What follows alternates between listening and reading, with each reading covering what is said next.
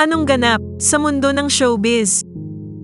Pumanaw na noong Sabado ang Philippine basketball legend na si Avelino Borromeo Lim Jr. o mas kilala bilang Samboy Lim.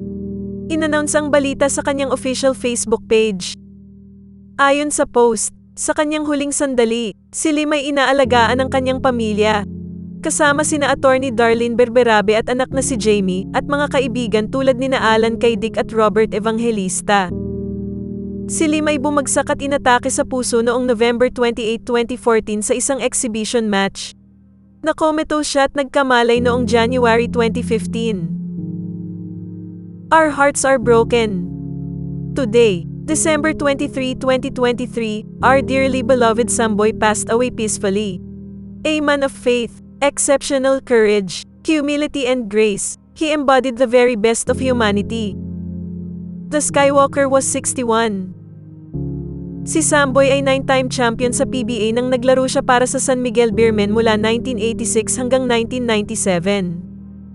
Aside from the 25 greatest players list, kasama din si Lim sa 40 greatest players list ng PBA. Siya rin ay bahagi ng national team na nanalo ng silver medal noong 1990 Beijing Asian Games at bronze medal noong 1986 Seoul Asian Games. Nagkaroon siya ng gintong medalya mula sa 1985 FIBA Asia Championship at 1983 and 1985 editions of the Southeast Asian Games.